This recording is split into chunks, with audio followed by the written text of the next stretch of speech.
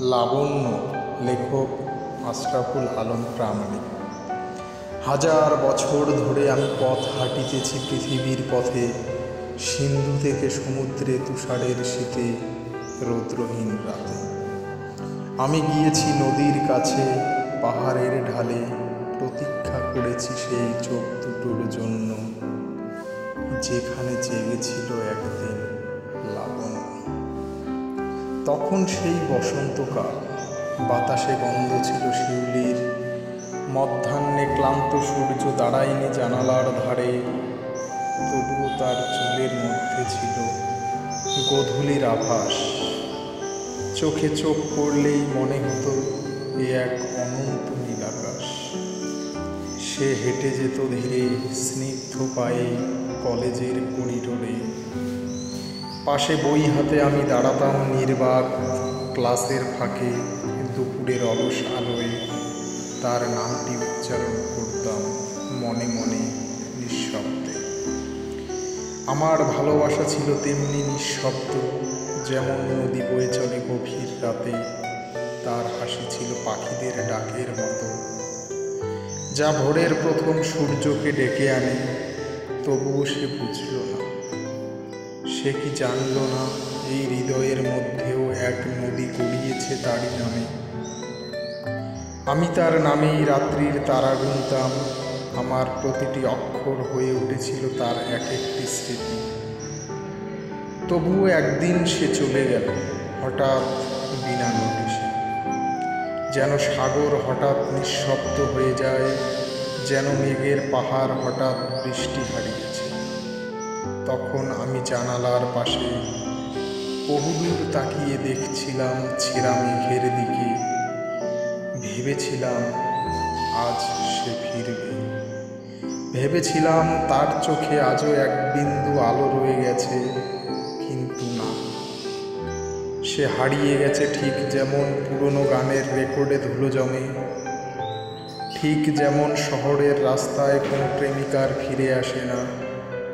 আমি শুধু পাতা উল্টাতেই থাকি, প্রতি পৃষ্ঠায় লিখি লাবণ্য তুমি কোথায়।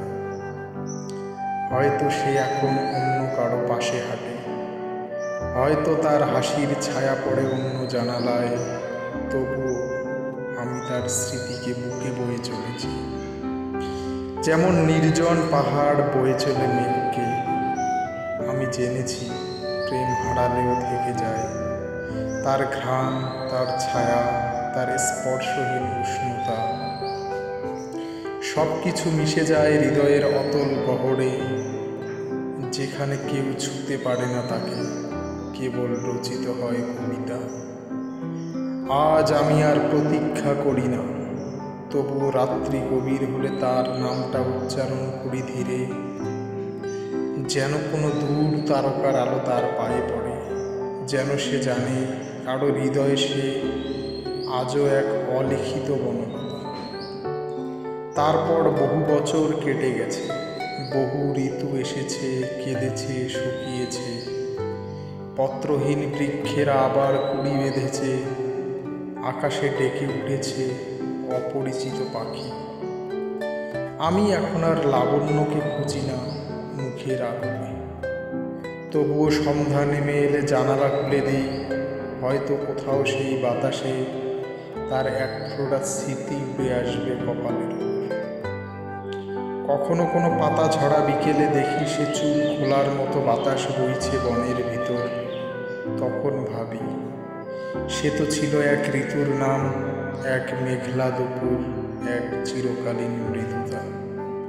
সে নেই, তবুও তার ভালোবাসা রয়ে গেছে, ঠিক যেন নদী শুকিয়ে গেলে নদীতল থেকে পাথরগুলো বলে ওঠে, আমরা তো স্রোতেরই সন্তান।